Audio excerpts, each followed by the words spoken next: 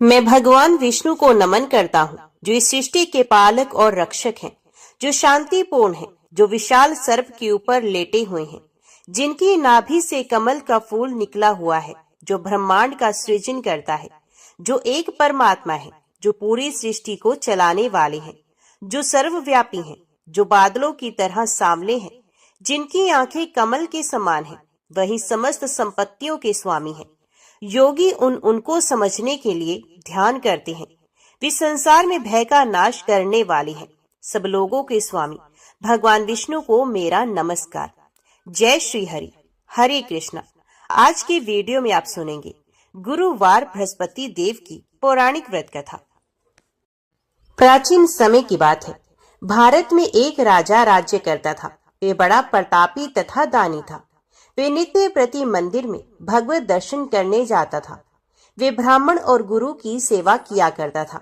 उसके द्वार से कोई भी याचक निराश होकर नहीं लौटता था। वे प्रत्येक गुरुवार को व्रत रखता एवं पूजन करता था। हर दिन गरीबों की सहायता करता था, परंतु ये सब बातें उसकी रानी को अच्छी नहीं लगती थी। वे ना तो व्रत करती और ना किसी को एक पैसा भी दान में देती थी। वे राजा से भी ऐसा करने को मना करती थी।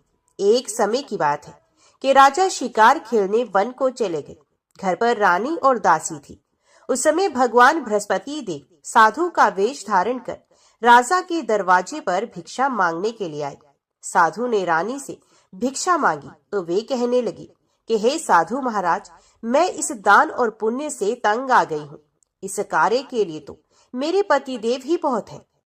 अब आप ऐसी कृपा करें कि ये सारा धन नष्ट हो जाए तथा मैं आराम से रह सकूं। साधु रूपी बृहस्पति देव ने कहा कि हे देवी, तुम बड़ी विचित्र हो। संतान और धन से कोई दुखी नहीं होता है, इसको सभी चाहते हैं। पापी भी पुत्र और धन की इच्छा रखता है। अगर तुम्हारे पास धन अधिक है तो भूखे मनुष्यों को भोजन कराओ, पियाओ लगवाओ, ब्राह्मणों को दान दो, धर्मशालाएं बनवाओ, कुआं, तालाब, बावड़ी, बाग बगीचे आदि का निर्माण करवा दो तथा निर्धन की कुंवारी कन्याओं का विवाह करवा दो। साथ ही यज्ञ आदि क्रम करो। इस प्रकार के कर्मों से आपके कुल का और आपका नाम परलोक में भी सार्थक होगा एवं तुम्हें भी स्वर्ग की प्राप्ति होगी। परंतु रानी साधु की इन बातों से खुश ना हुई।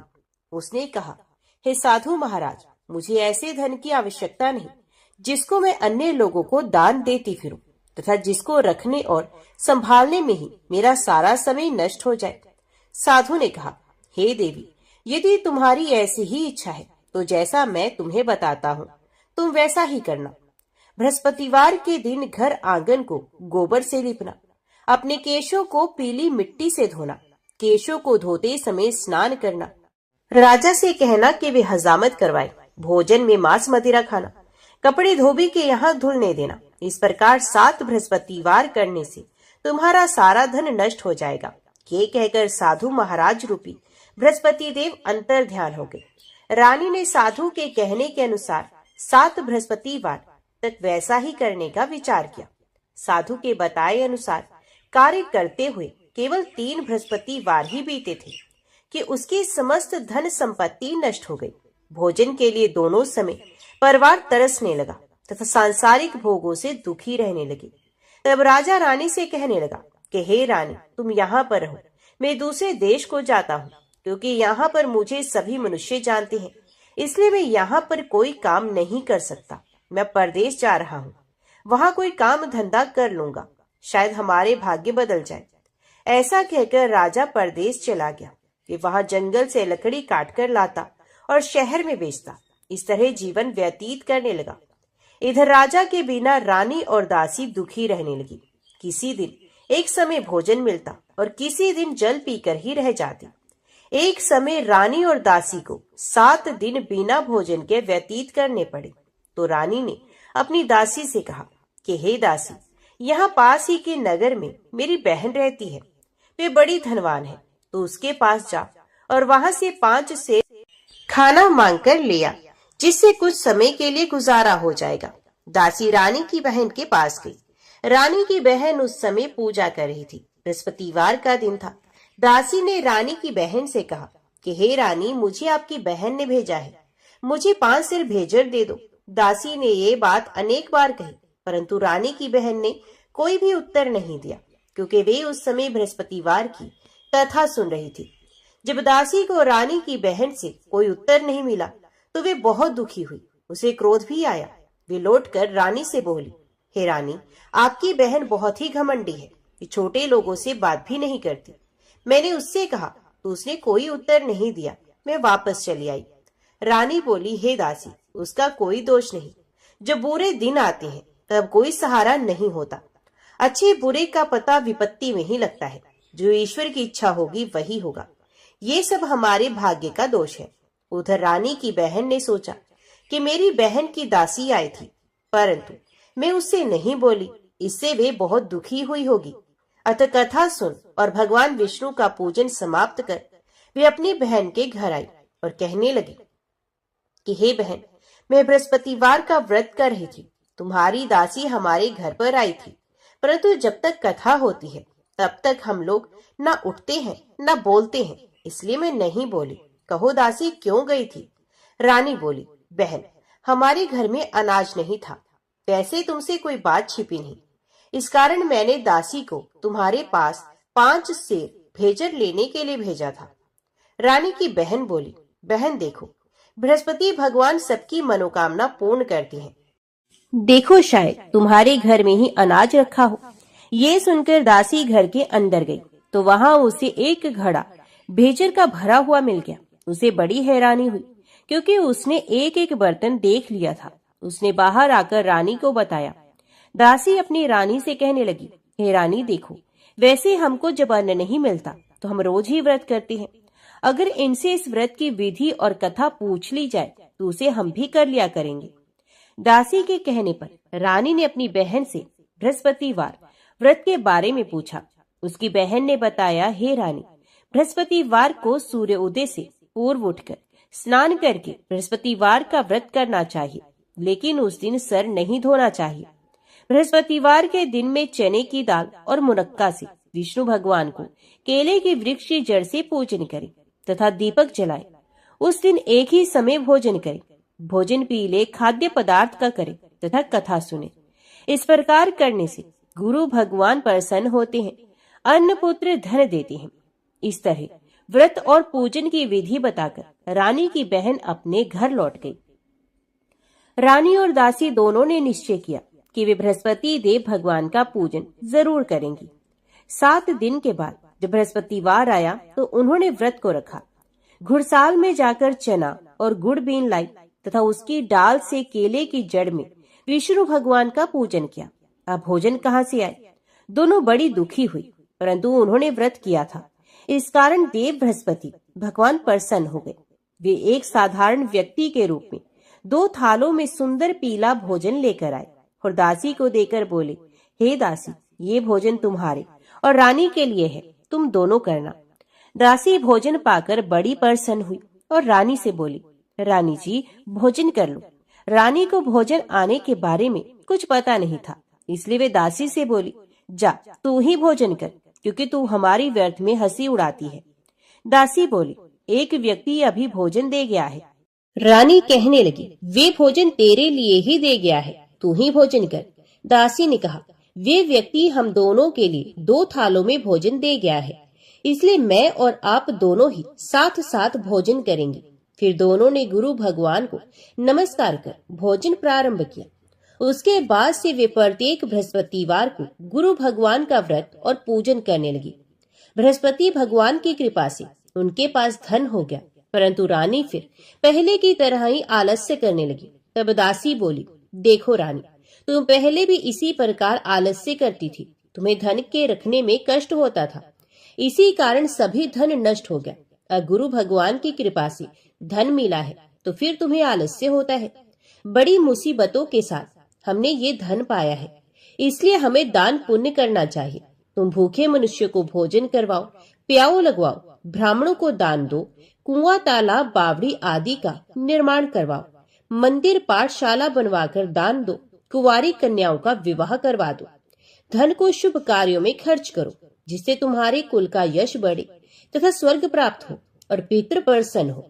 दासी की बात मानकर रानी ने इसी प्रकार के कर्म करने शुरू किए, जिससे उनका काफी यश फैलने लगा।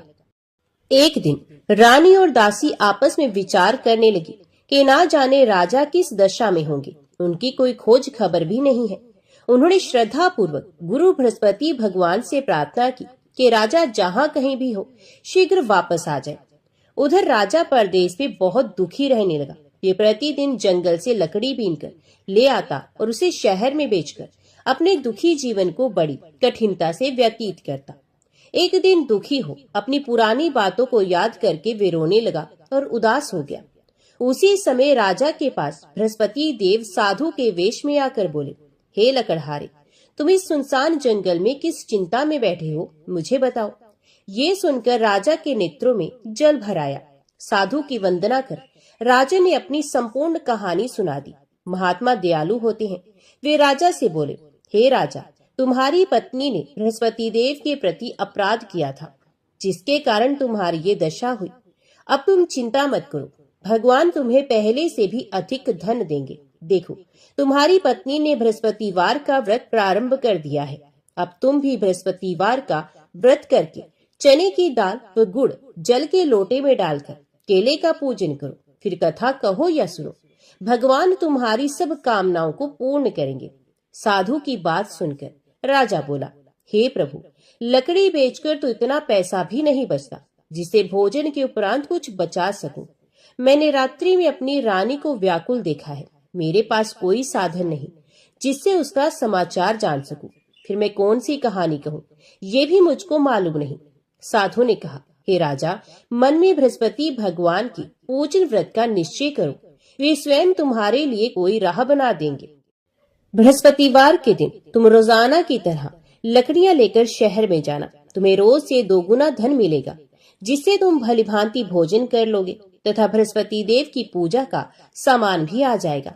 जो तुमने बृहस्पतिवार की कहानी के बारे में पूछा है वे इस प्रकार है। प्राचीन काल में एक ब्राह्मण था। वे बहुत निर्धन था। उसके कोई भी संतान नहीं थी। उसकी स्त्री बहुत ही मलिनता के साथ रहती थी। वो ना तो स्नान करती, ना ही किसी देवता का पूजन करती। इस कारण ब्राह्मण देवता बहुत दुखी रहते थे। बेचारे बहुत कुछ कहते थे, किंतु उसका कोई परिणाम नहीं निकला। भगवान की कृपा से ब्राह्मण के घर में एक कन्या का जन्म हुआ। कन्या समय के साथ बड़ी होने लगी।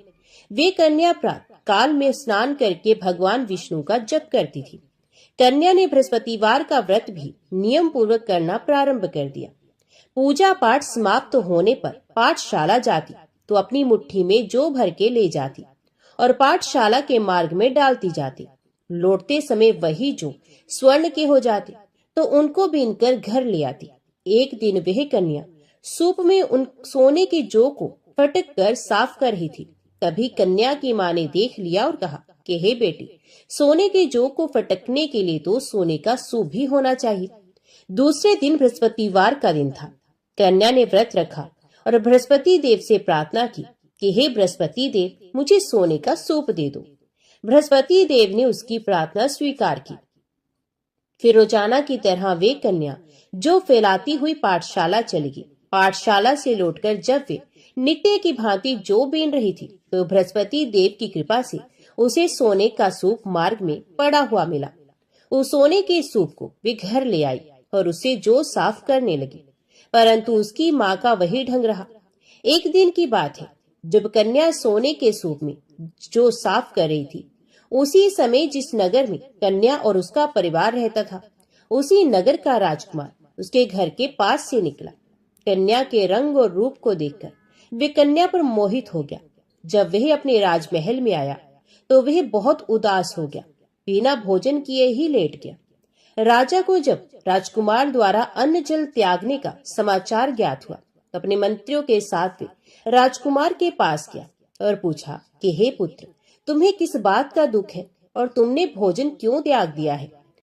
राजकुमार ने कहा कि हे पिताश्री, मुझे किसी बात का दुख नहीं, परंतु मैं उस लड़की से विवाह करना चाहता हूँ जो सोने के सूप में सोने के जौ साफ कर रही थी। राजा ने कहा कि राजकुमार, आप उस कन्या का नाम और पता बताओ, मैं निश्चित रूप से तुम्हारा विवाह उसी कन्या से करवा दूंगा। राजकुमार ने राजा को उस लड़की के घर का पता बता दिया। मंत्री उस लड़की के घर गया। मंत्री ने ब्राह्मण के समक्ष राजा की ओर से निवेदन किया। कुछ ही दिन के बाद ब्राह्मण की कन्या का विवाह राजकुमार के साथ संपन्न हो गया। कन्या के घर से जाते ही ब्राह्मण के घर में पहले की ही भांति गरीबी का निवास हो गया। अब भोजन के लिए अन्न भी बड़ी मुश्किल से मिलता था। एक दिन दुखी होकर ब्राह्मण अपनी पुत्री से मिलने गया। बेटी ने पिता की अवस्था को देखा और अपनी माँ का हाल पूछा। ब्राह्मण ने सभी हाल कह सुनाया। कन्या ने बहुत सा धन देकर अपने पिता को विदा किया, लेकिन कुछ दिन के बाद फिर वही हाल हो गया। ब्राह्मण फिर अपनी कन्या के यहाँ गया और सभी हाल कह सुनाया। पुत्री बोली, हे पिताजी, आप माता जी को यहाँ ले आइए, मैं उन्हें वे विधि बता दूंगी जिससे आपकी सारी गरीबी दूर हो जाएगी। ब्राह्मण देवता अपनी स्त्री को साथ लेकर अपनी पुत्री के पास राजमहल में पहुंचे तो पुत्री अपनी माँ को समझाने लगी कि हे माँ, तुम प्रातः काल स्नान आदि करके भगवान विष्णु की पूजा करो तो घर की सब दरिद्रता और कष्ट दूर हो जाएंगे। परंतु उसकी माँ ने उसकी एक भी बात नहीं मानी।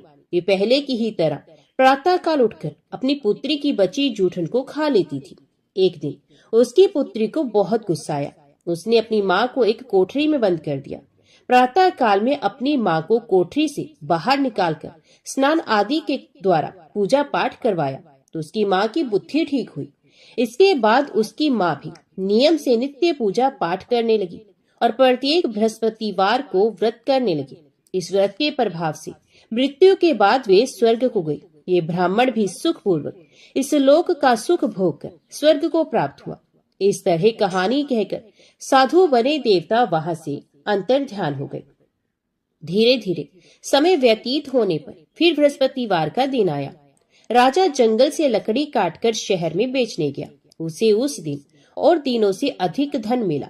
लकड़हारा बने राजा ने चना गुड़ आदि लाकर बृहस्पतिवार का व्रत किया। उस दिन से उसके सभी कलेश दूर हो गए। परंतु जब अगले बृहस्पतिवार का दिन आया तो लकड़हारा बना राजा बृहस्पतिवार का व्रत करना भूल गया। इस कारण बृहस्पति भगवान नाराज हो गए।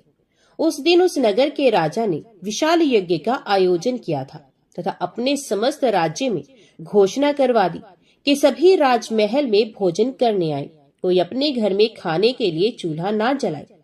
इस आज्ञा को जो नहीं मानेगा उसको फांसी दे दी जाएगी। राजा की आज्ञा अनुसार राज्य के सभी वासी राजा के भोज में सम्मिलित हुए, लेकिन लकड़हारा कुछ देर से पहुंचा, इसलिए राजा उसको अपने साथ महल में ले गए। जब राजा लकड़हारे को भोजन करा रहे थे तो रानी की दृष्टि उस खूंटी पर पड़ी जिस पर रानी का हार लटका हुआ था। उसे हार खूंटी पर लटका दिखाई नहीं दिया। रानी को निश्चय हो गया कि मेरा हार इस लकड़हारे ने चुराया है। उसी समय सैनिक बुलवाकर लकड़हारे को जेल में डलवा दिया गया। लकड़हारा जेल में विचार करने लगा कि ना जाने कौन से पूर्व जन्म के कर्म से मुझे ये दुख प्राप्त हुआ, और जंगल में मिले उस साधु को याद करने लगा। उसी समय बृहस्पति देव साधु के रूप में प्रकट हो गए और कहने लगे, अरे मूर्ख, तुमने बृहस्पति देव का व्रत और पूजा नहीं की और सुख में उन्हें भूल गए, इसी कारण तुझे ये दुख प्राप्त हुआ। अब चिंता मत कर, बृहस्पतिवार के दिन जेल खाने के दरवाजे पर तुझे 4 पैसे पड़े मिलेंगे। उनसे तुम बृहस्पतिवार की पूजा करना तो तुम्हारे सभी कष्ट दूर हो जाएंगे। अगले बृहस्पतिवार उसी जेल के दरवाजे पर 4 पैसे पड़े मिले। राजा ने पूजा का सामान मंगवाकर कथा कही और प्रसाद बांटा। उसी रात्रि में बृहस्पति देव ने उस नगर के राजा के स्वप्न में आकर उससे कहा, हे राजा, तूने जिसे जेल में बंद किया है उसे कल छोड़ देना, वे निर्दोष है। राजा प्रातःकाल उठा और खूंटी पर हार टंगा देकर लकड़हारे को बुलाकर उस लकड़हारे से क्षमा मांगी और लकड़हारे बने राजा के योग्य सुंदर वस्त्र आभूषण भेंट कर उसे विदा किया। उस साधु की आज्ञा अनुसार राजा अपने नगर को चला गया। राजा जब नगर के निकट पहुंचा उसे बड़ा ही आश्चर्य हुआ। नगर में पहले से अधिक बाग, तालाब, कुएं और बहुत सी धर्मशालाएं, मंदिर आदि बने हुए थे। राजा ने नगर के एक व्यक्ति से पूछा कि ये किसका बाग और धर्मशाला है। तब नगर के उस व्यक्ति ने बताया, ये सब इस राज्य की रानी और दासी द्वारा बनाए गए हैं। राजा को आश्चर्य हुआ और गुस्सा भी आया कि उसकी अनुपस्थिति में रानी के पास धन कहाँ से आया होगा।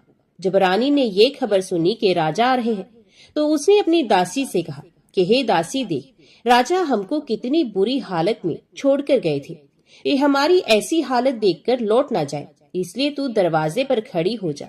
रानी की आज्ञा अनुसार दासी दरवाजे पर खड़ी हो गई और जब राजा आए तो उन्हें अपने साथ महल में ले आई। तब राजा ने क्रोध करके अपनी तलवार निकाली और पूछने लगा, बताओ ये धन तुम्हें कैसे प्राप्त हुआ? तब रानी ने सारी कथा कह सुनाई।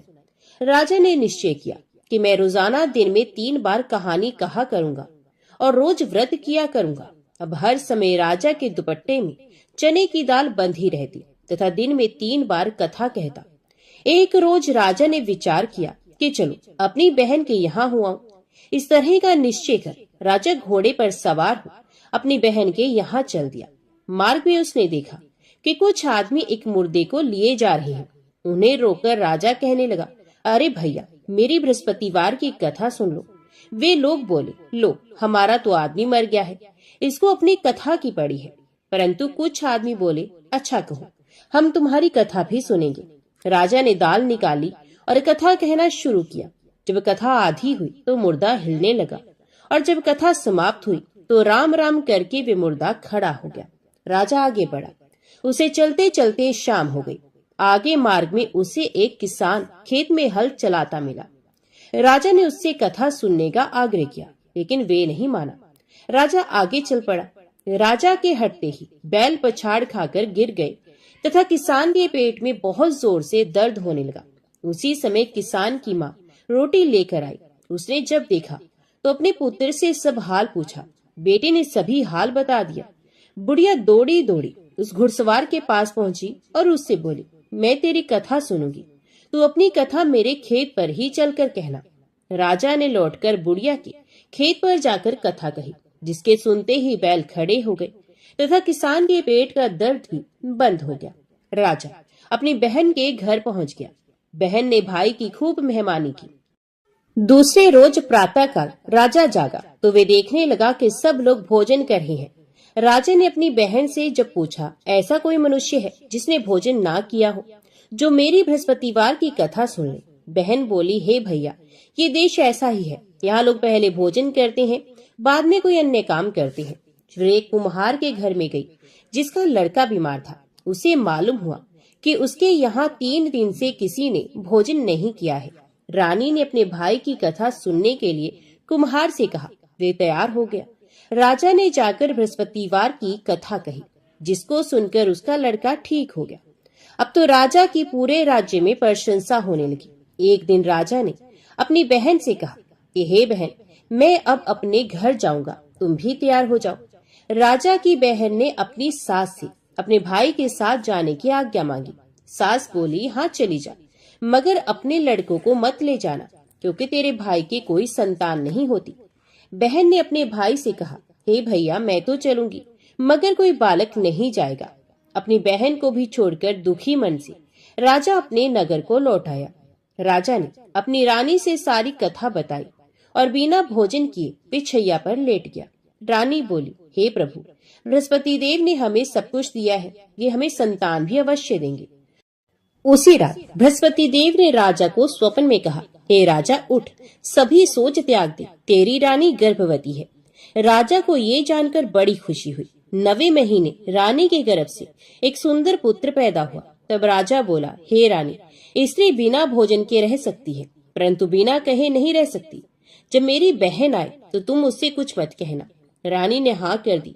जब राजा की बहन ने ये शुभ समाचार सुना तो वे बहुत खुश हुई तथा बधाई लेकर अपने भाई के यहाँ आई। रानी ने तब उसे आने का उलाहना दिया। जब भाई अपने साथ ला रहे थे तब टाल गई, उनके साथ नहीं आई और आज अपने आप ही भागी भागी बिना बुलाए ही आ गई। तो राजा की बहन बोली, मैं इस प्रकार ना कहती तो तुम्हारे घर औलाद कैसे होती। बृहस्पति देव सभी की कामनाएं पूरी करते हैं। जो सद्भावना पूर्वक बृहस्पतिवार का व्रत करता है एवं कथा को पढ़ता है अथवा सुनता है और दूसरों को सुनाता है, बृहस्पति देव उसकी सभी मनोकामनाएं पूर्ण करते हैं, उनकी सदैव रक्षा करते हैं। जो संसार में सद्भावना से गुरु देव का पूजन एवं व्रत सच्चे हृदय से करते हैं, उनकी सभी मनोकामनाएं वैसे ही पूर्ण होती हैं, जैसी सच्ची भावना से रानी और राजा ने बृहस्पति देव की कथा का गुणगान किया तो उनकी सभी इच्छाएं बृहस्पति देव जी ने पूर्ण की। अनजाने में भी बृहस्पति देव की उपेक्षा ना करें, ऐसा करने से सुख शांति नष्ट हो जाती है। इसलिए सबको कथा सुनने के बाद प्रसाद लेकर ही जाना चाहिए। हृदय से उनका मनन करते हुए जयकारा बोलना चाहिए। तो सब प्रेम से बोलो, बृहस्पति भगवान की जय, भगवान विष्णु की जय।